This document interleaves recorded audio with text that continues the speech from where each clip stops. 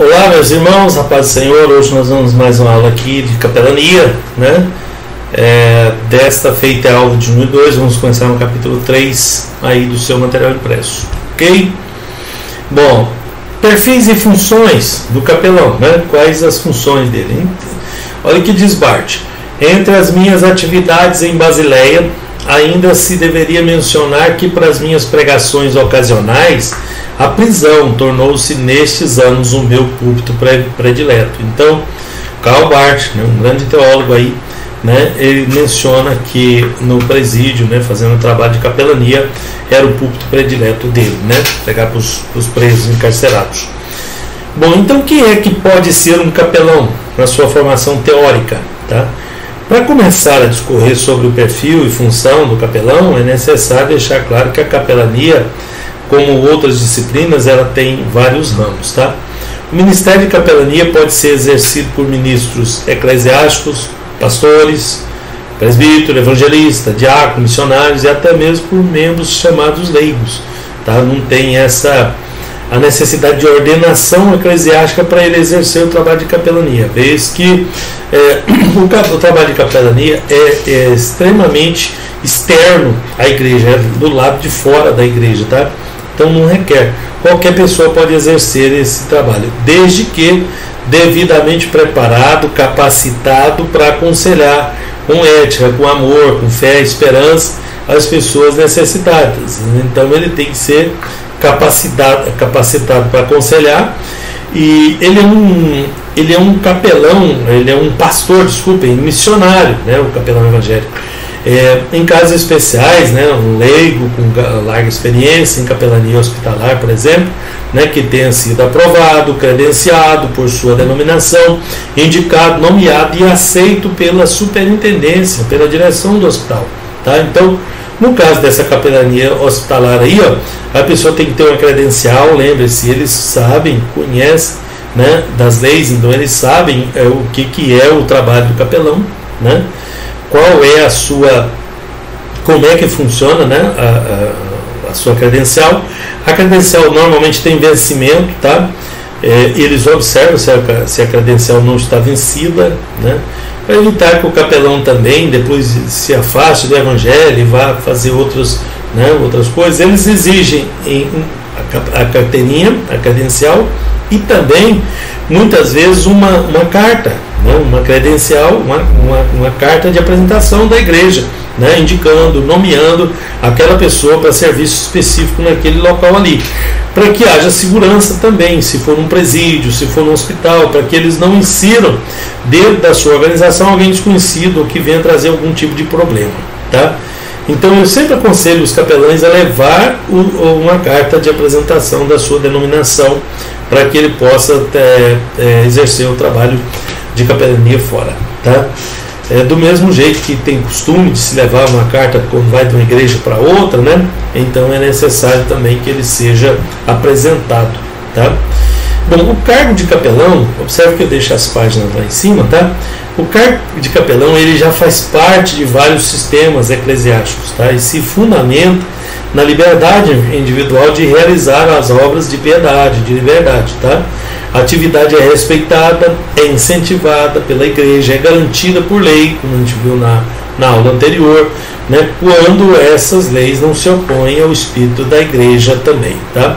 Porque cada vez mais aparecem leis se opondo aí, tá, né, ao trabalho da igreja. Mas as leis que amparam o capelão não são assim, tá? Temos a figura do capelão contratado, né? Existem diversas instituições seculares que enxergam a necessidade em seu meio de reconhecer a importância do serviço de capelão. Há quem defenda que, com base na Constituição, o governo tem por obrigação a prover, financiar o auxílio espiritual aos que estão sob sua regência, sob a tutela do Estado. Tá? O Estado não é obrigado a prestar assistência religiosa, tá? Haja visto o seu princípio do laicismo, tá? Laicidade, o qual exclui qualquer influência, preferência ou sujeição religiosa. Tá? O Estado laico é o Estado independente da religião. Nesse sentido, é congruente, né, que essa assistência religiosa assegurada pela Constituição seja prestada de forma espontânea, por um religioso apto, tá? Capaz de promover o seu, né, o apoio religioso a essas pessoas. Então existe a necessidade de abrir uma discussão ampla sobre o tema, visto que alguns pesquisadores defendem que o Estado, além de garantir, ele tem que prover, né, esse atendimento espiritual aí. Por enquanto, o Estado cuida como pode, né? Nos presídios, por exemplo, eles criam locais, separam as pessoas que querem essa assistência religiosa, né? Sobre um grande presídio aí, se a pessoa declarar que ele é cristão, ele já é colocado na ala dos cristãos, não é porque eles são bonzinhos, não, é para cumprir a lei, para ele ter mais facilidade para receber a assistência espiritual, tá? Os outros, né, outras pessoas já se opõem quanto a essa ideia, defendendo que o trabalho do capelão deve ser feito de forma voluntária. Tem os prós e os contras, né? Quando entra dinheiro no meio, quando entra recurso no meio, também costuma vir empacotada a corrupção e tudo, então não sei se eu sou muito a favor disso, né? E quando o capelão é voluntário, aí ele se esforça e se esmera para servir a Deus, para receber de Deus, né? Mas a discussão é legítima, né? Porque pode influenciar na quantidade de capelães. Imagina se o governo tiver que contratar capelão para prover essa assistência aí, tá? Apesar que eu acho que o governo ia fazer o que faz no serviço militar, que é abrir concurso, e eles mesmos, né, no serviço militar, eles mesmos preparam as pessoas, porque a pessoa tem que ter curso superior de teologia, mas ele entra no concurso lá e não tem o curso, mas ele vai ser preparado lá dentro, porque eles querem fazer uma preparação do jeito deles lá, tá?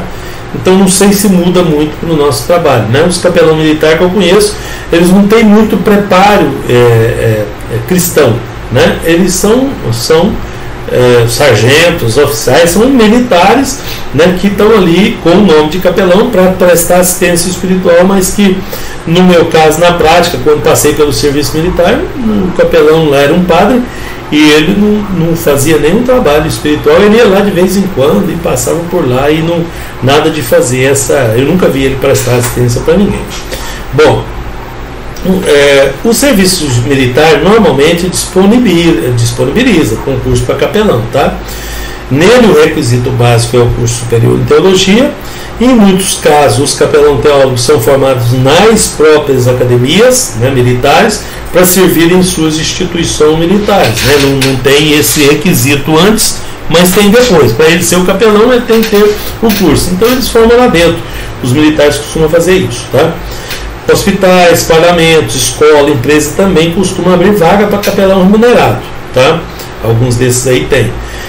Quando isso ocorre, ele tem que ser encarregado das atividades nas áreas espirituais e religiosas, tá?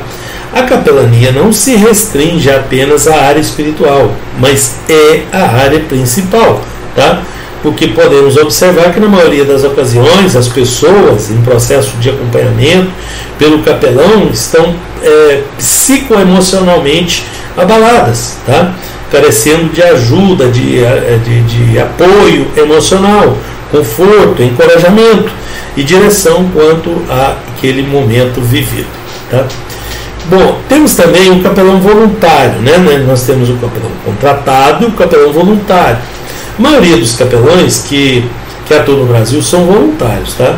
Sem contratação por instituição nenhuma, mas exercem com notório amor e dedicação o Ministério da Consolação através de visitas semanais, quinzenais ou mensais aos assistidos, tá? Esse é o modus operandi, é o modo que opera a grande maioria, a grande parte dos capelães que trabalham no Brasil. Sobre a sua formação, a formação dos capelão, é necessário um curso de capacitação de capelania ministrado por uma instituição ou pessoa devidamente capacitada para esse fim, tá? Ele tem que estar credenciado, tem que estar apresentado, tem que, tá? Consideramos que o principal objetivo da capelania cristã é levar conforto espiritual às pessoas. A capelania leva amor através de gestos, através de ferramentas, né, de ações, de palavras, tá? E aconselhamentos. É uma importante assistência espiritual, tá? A uma geração sedenta, uma geração perdida, descontrolada, tá? Sem padrões. O capelão deve estar munido de todas as faculdades que o bom trabalho pastoral requer, tá? Então vamos lá. Funções e objetivos do capelão. Entre os objetivos e funções do capelão, que está sob a sua responsabilidade, coordenar todo o serviço da capelania cristã, ministrar palavras de consolo, exortação, né, e conforto para quem está passando por momentos de dificuldades emocionais, necessidades espirituais, né, um devocional para funcionários dos locais de atuação, porque os funcionários também é alvo de ação dos capelães, já que essas pessoas também ficam bem abalados com os problemas dos outros, já que eles trabalham com os problemas dos outros, tá? Do mesmo jeito que são os familiares dos assistidos, tá? Promover palestras inspirativas, montar o estudo bíblico, né? Louvor, né? Exibir filmes, né? O que eu disse para vocês é para vocês não ir para o lado do proselitismo, não levar placa de igreja, de religião, mas faz um culto, né? Dos moldes de culto mesmo, né? Então prepara uma palavra, prepara uma mensagem, prepara, tá? Isso tudo são funções do capelão, de atividades que vai estimular a pessoa a se aproximar ou se relacionar com Deus, tá? Bom, ele também tem que acompanhar e dirigir ofício fúnebre, que é culto fúnebre, né? A pedido da família, de quem está sendo acompanhado, ou individualmente, ou de qualquer funcionário, né, que solicite, se necessário, também dos familiares da pessoa assistida, e se ele vier a falecer. Então, um dos ofícios do capelão é fazer ofício fúnebre, tá? Visitar enfermos no hospital e na residência, porque o enfermo, ele está no hospital hoje, amanhã ele está na residência, mas ele está no hospital hoje e a família dele está sofrendo lá na residência, então o capelão trabalha nas duas áreas, tá? Visitar também lares de acolhimento, tá? Sociais, como orfanatos, asilos, etc, tá? Casa de recuperação. Então, visitar lares de acolhimento, tá? É a função do capelão. Realizar culto semanal nas dependências e do local de atuação, tá? Algumas instituições têm local para isso, outras não, outras são improvisadas, né? Mas esse culto semanal, essa continuidade é importante para o desenvolvimento do assistido, tá? Aconselhamento dos alcançados e dos seus familiares também, os familiares também são alvos da ação e do trabalho do capelão, tá? Então, vamos desenvolver as ferramentas aqui do capelão, tá? Primeira ferramenta, bom ouvinte. Segunda ferramenta, bom ouvinte. Terceira ferramenta, bom ouvinte. Depois vem as outras. Então, escutar não é uma tarefa fácil, né? Muitas vezes a pessoa só quer que você ouça. Então, o desafio do capelão é aprender a escutar de maneira relevante, prestando atenção no que a pessoa está transmitindo. Escutar é bem diferente de simplesmente ouvir, é prestar atenção. E às vezes a pessoa está ali olhando para ele, mas está com o celular, está desligado dele, não está prestando. E qualquer pessoa percebe isso, tá? Então, escutar requer treino, né? Autoconhecimento, conhecer a gente mesmo, conhecimento do outro, né?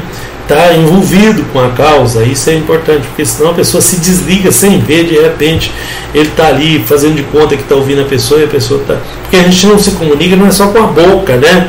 A gente se comunica com gestos, com olhar, com uma série, né? Então tem que aprender isso, né? O capelão tem que aprender a ouvir. Ouvir, tem que aprender a ouvir. Quando se ouve, há crescimento para as duas partes, para quem ouve e para quem fala, tá? Então vai aí algumas dicas para o aconselhador. Desligue-se dos outros pensamentos e problemas, inclusive do celular, tá? Coloque o seu celular no silencioso quando for fazer o aconselhamento, né? Foque na pessoa que está falando, tá? Com quem você está falando. Nosso trabalho tem que ser focado. Qualquer trabalho na igreja tem que ser, qualquer coisa que você vai fazer para Deus tem que ser focado. Você vai pregar, você tem que se preparar para pregar. Vai orar também, você vai, tá, ministrar na escola dominical, estuda a lição antes para ir. Foco, tá? Então você vai aconselhar, vai focado, vai leva o seu material, prepara, pensa no que fazer antes, tá? Então foco. Tá? Busque compreender a pessoa através do que ela fala, de como ela se expressa, tá? Então traça um perfil da pessoa para que você possa continuar com o seu atendimento.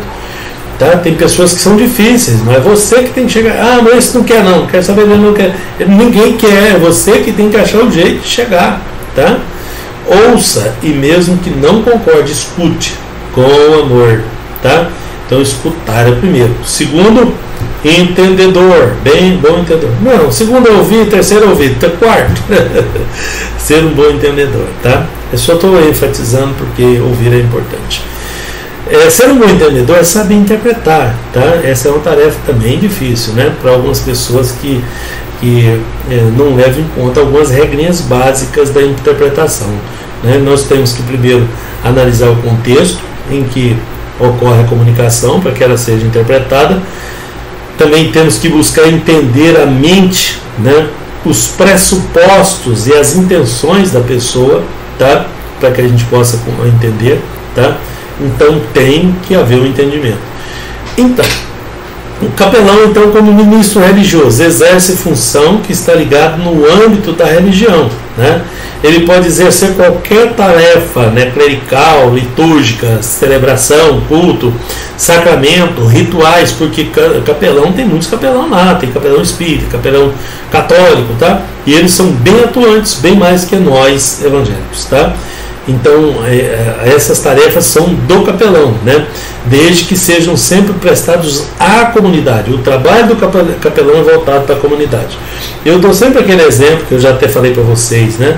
A pessoa chega lá na porta do hospital, ele está com um parente lá internado, ele é capelão, ele saca a carteirinha, dá-lhe uma carteirada, fala: eu tenho direito, então eu sou capelão, eu quero, né, fazer esse atendimento aqui. O trabalho dele é feito para a comunidade, não para interesse próprio, né? É claro que pode ter alguém lá que tem o seu, né, que tem ele chamado, e você, né, tem esse caso. Mas tem o caso da pessoa também querer levar vantagem de ser o capelão, né, e ele pode ser barrado sim, né, na sua área de atuação por conta disso. O seu trabalho é para a comunidade. Se você for lá e falar: não, eu quero prestar uma assistência espiritual aí para as pessoas que estão internadas ali, né, então aí você pode usar disso para fazer o seu trabalho de capelania, tá? Então, esse trabalho é sempre prestado à comunidade, ele é foco na comunidade, tá? Que a sua função, instituição eclesiástica, né, lhe permita, porque a pessoa tem que ter autorização da igreja. Eu sempre aconselho isso. Pega uma carta de apresentação do pastor e leva, porque você está credenciado pela igreja, o pastor sabe o que você está fazendo, e lá também as pessoas vão ter confiança porque foi apresentado, tá? Então, além da credencial, uma carta de apresentação, e os dois lados vão saber aí, né, com quem estão lidando, né? Se tem lá o telefone da igreja na carta, que a pessoa pode ligar e confirmar, é da igreja mesmo, porque tem muita gente querendo atrapalhar o nosso trabalho, e se nós estivermos organizados, nós vamos sempre ter preferência para fazer o trabalho de capelania, tá? Então, o capelão, ele é sempre designado em área de atuações específicas, como escola, hospital, presídio, né? Velório, né? Esportiva, agremiações esportivas também, tem um capelão ali, né? Familiar, no meio de família, né? A família vai reunir, precisa de um capelão para trazer ali uma palavra, tal, né? Aquela reunião anual e tal, ou ocasionalmente também, né? Social, empresarial, né? O social podia dar o exemplo, por exemplo, a faculdade lá termina o curso, eles convidam o capelão para fazer uma administração ali para aqueles alunos ali que terminaram o curso, né? É um trabalho bem social.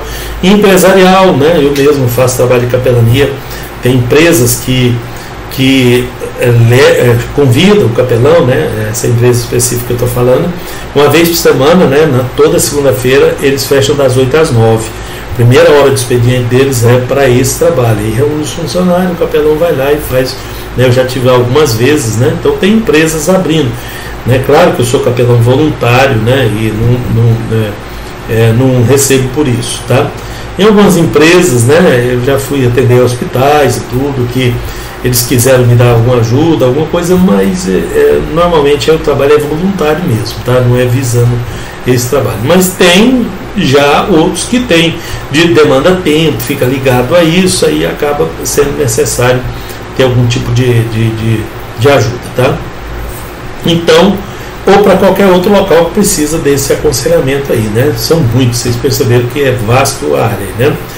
Isso implica então inteiramente que o foco do capelão deve ser buscar consolar a partir da familiarização do necessitado com Cristo, com a Bíblia, tá? Sabendo que ele é capaz de suprir, Jesus é capaz de suprir as necessidades espirituais do ser humano, tá? E sempre encorajar, confortar os que estão sendo atendidos, tá? A levar uma vida saudável, né, de forma integral, ok? Bom, é preciso então que o interessado em seguir o Ministério de Capelania faça um curso específico na área de aconselhamento. Eu aconselho vocês, tá? Visto que o assunto é amplo, delicado, precisa ser estudado com maior profundidade. Eu mesmo fiz uma pós-graduação em aconselhamento pastoral por causa disso, tá?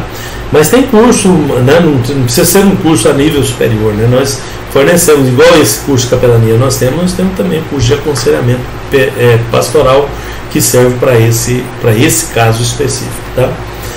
Bom, em resumo, o aconselhamento pastoral, de uma forma geral e sucinta, pode ser definido como um processo de orientação espiritual e psicológico, porque isso ataca, né, tem tudo a ver com a psique da pessoa, que ocorre entre dois ou mais indivíduos, tá? No qual um deles, né, porque você pode fazer um aconselhamento, você é o conselheiro, tem duas pessoas, um casal, né, ou só um, ou três, né, e um deles é o conselheiro, tá?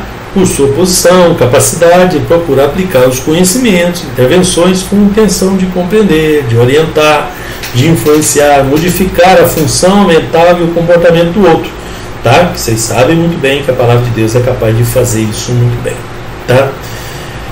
Bom, isso surgiu a partir de uma grande influência que a psicoterapia, né, tinha no século XX, né, no início, e como parte de uma busca de unidade entre a teologia e a psicologia, tá?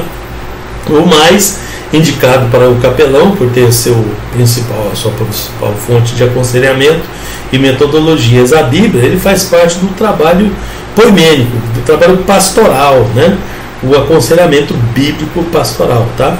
E isso surgiu por conta dessa necessidade depois do pós-guerra, né? Nas outras guerras viram que já era necessário isso, um aconselhamento pastoral além do acompanhamento psicológico, e acabou que o capelão foi formatado e foi ingressado até na Constituição por conta disso, por causa da necessidade que houve mesmo, né? E algumas pessoas prestavam esse tipo de trabalho. Então faz parte da responsabilidade do capelão ressaltar que o aconselhamento bíblico é diferente, se distingue do modelo do consultório, por exemplo, tá? É algo mais na esfera familiar, tem o objetivo que a pessoa assistida entenda a proposta bíblica, né? E passa a viver uma vida baseada nos seus ensinamentos. Eu mesmo faço trabalho de acompanhamento e aconselhamento junto com psicólogos, né? Onde eles fazem um trabalho de psicologia, eu faço trabalho espiritual. Então minha proposta é mais bíblica, a deles na área deles e eu na minha área, né, faço isso sempre também, tá? O capelão terá que aconselhar quase na maioria dos casos a pessoas que não compartilham da mesma fé dele. Isso ele vai ter que aprender a conviver com isso, porque é mais confortável para o capelão falar com alguém que pensa igual a ele, que tem a mesma fé dele. Mas isso não é o prerrogativo. O capelão sempre vai ter pessoas que não partilham da mesma fé dele. Ele vai ter que aprender a aconselhar pessoas assim, entendendo ele, né, não ficando ali escandalizado e nem entrando nesses detalhes aí. Faz o trabalho dele sem entrar nesses detalhes.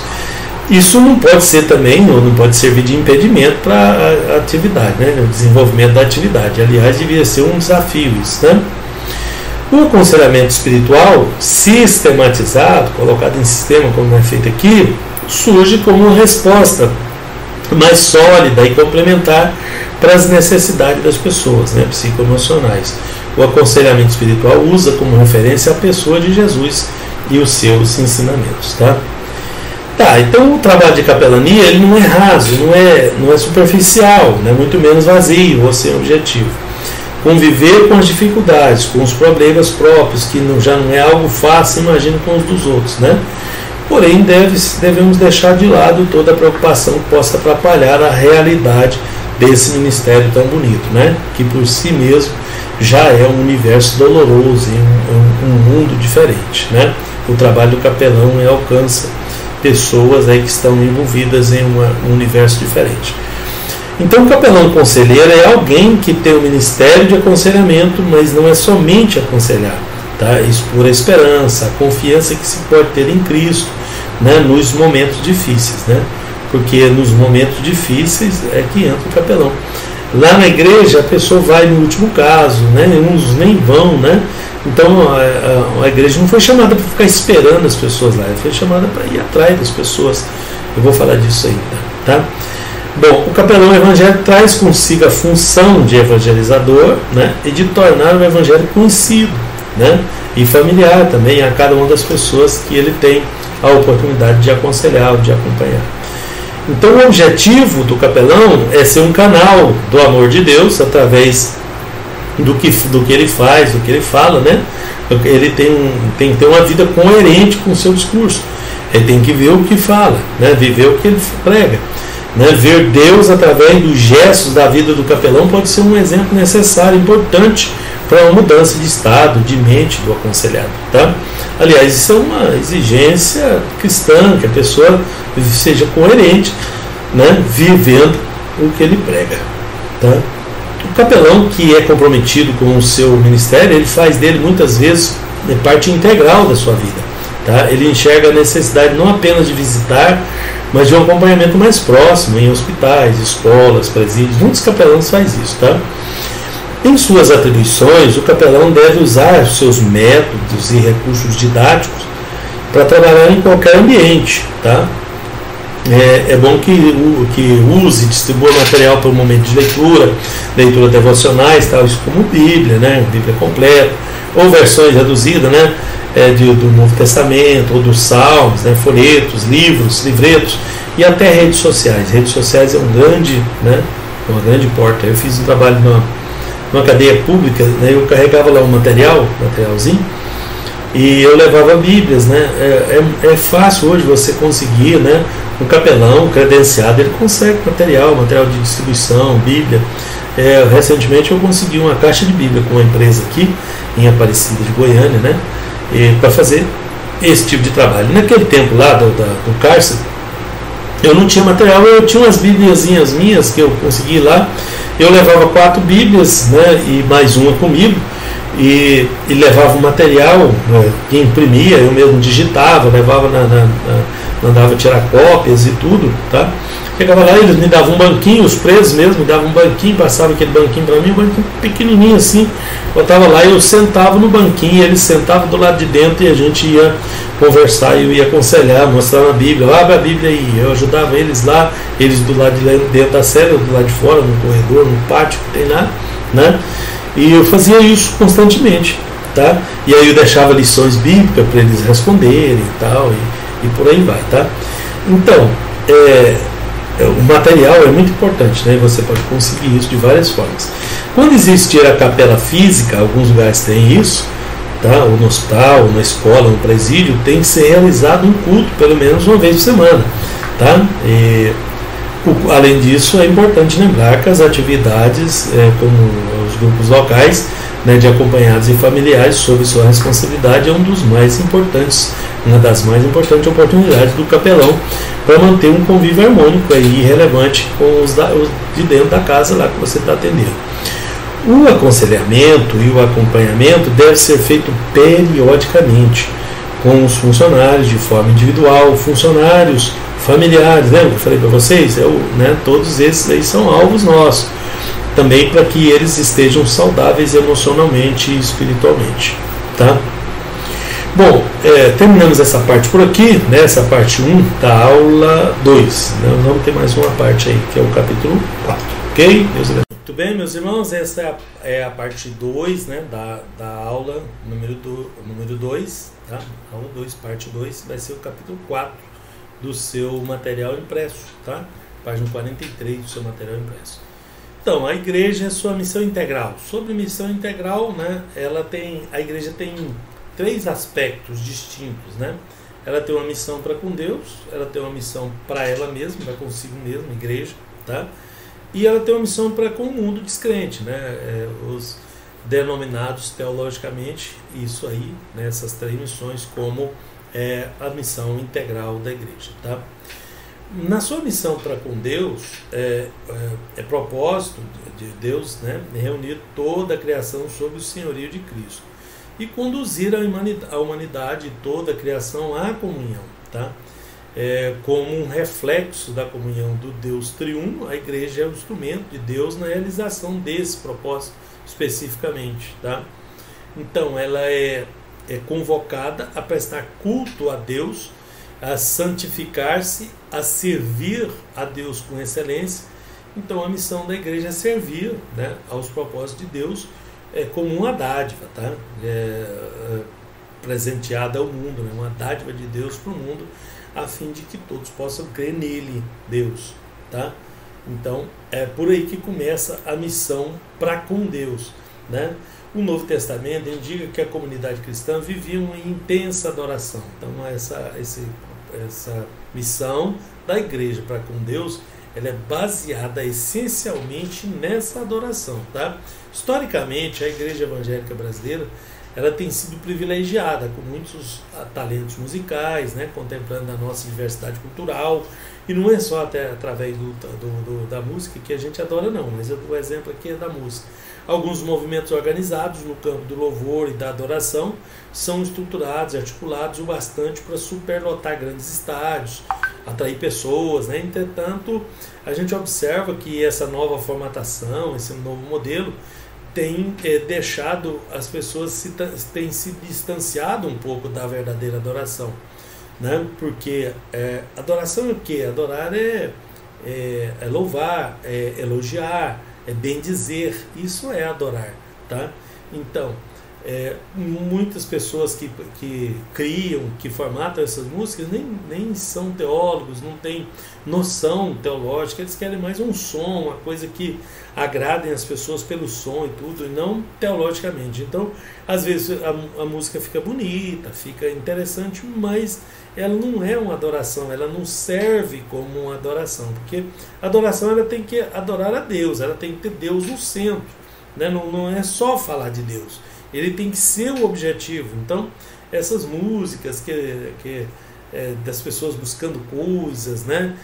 Buscando bênção, livramento, essas coisas, não é bem uma adoração, né? Tá. Então, a Bíblia indica que o nosso verdadeiro culto é aquele que prestamos e dedicamos, tributamos o nosso louvor e gratidão a Deus, tá? Então, isso é adoração.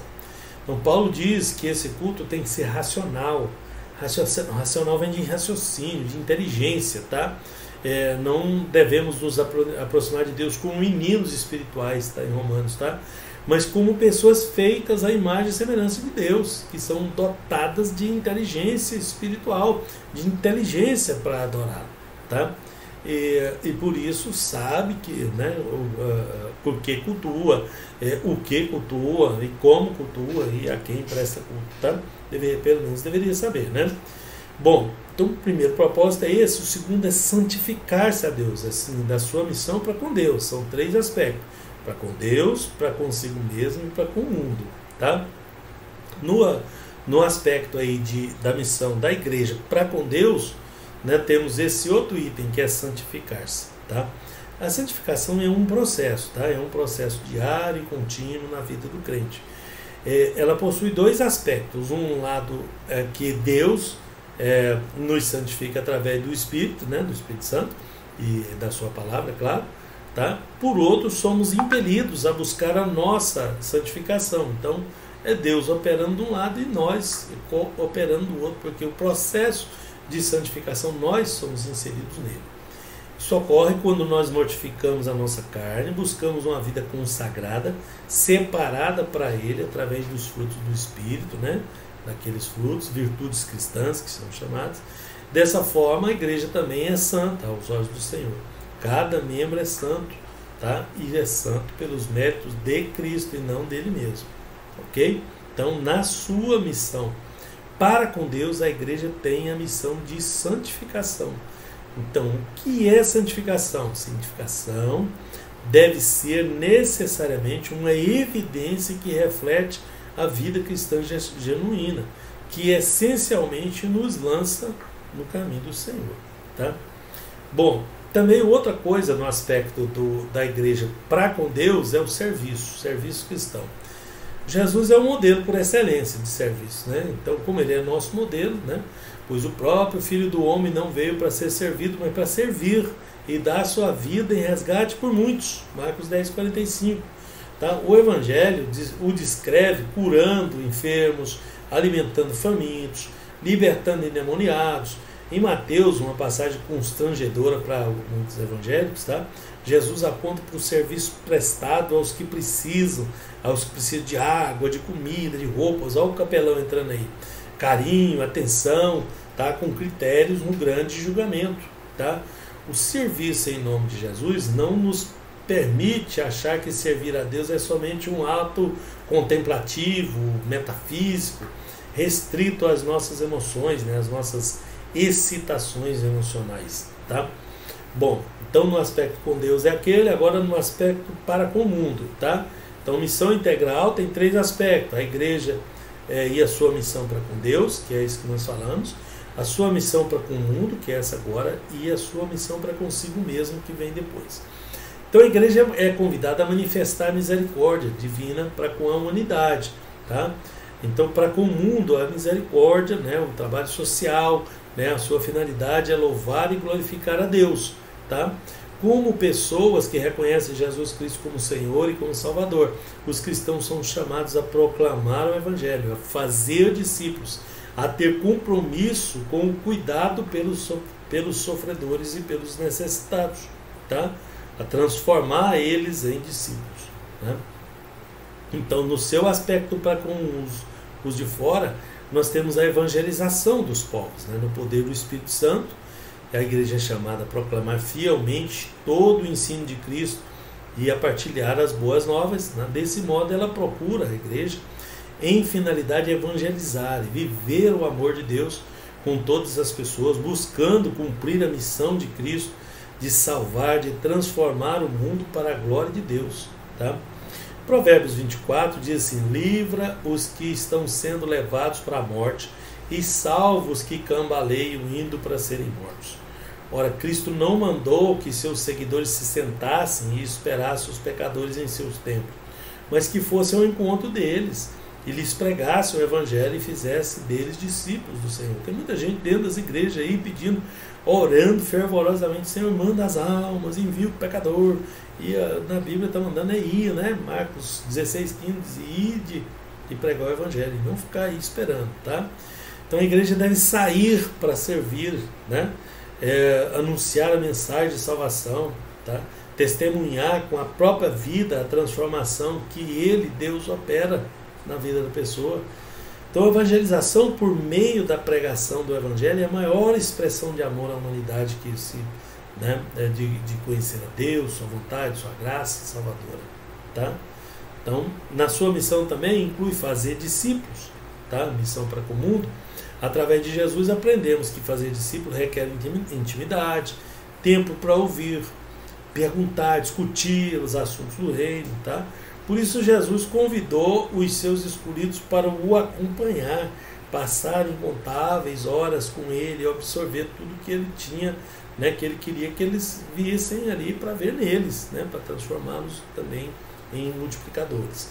Jesus formou discípulos para cumprir a sua missão na terra, tá? Dedicando-se a levantar seguidores que tivessem qualidades e capacitações necessárias para continuar a tarefa que ele próprio, Jesus, começou. Tá? O outro aspecto da missão para com o mundo é prestar socorro. Tá? A igreja é a comunidade do Espírito Santo. Nela, cada pessoa precisa de uma terapia diferente, direcionada das suas necessidades. Precisamos estar juntos e vivermos em união. Tá? Dizer não ao abandono, ao individualismo, rejeitar a força da inércia, tá? Que uma vez por outra torna ausentes da comunidade. Tá? A inércia é ficar quieto, parado no mesmo lugar. Tá? Então isso faz parte da missão da igreja aí para fora. Tá? É sua missão para comum.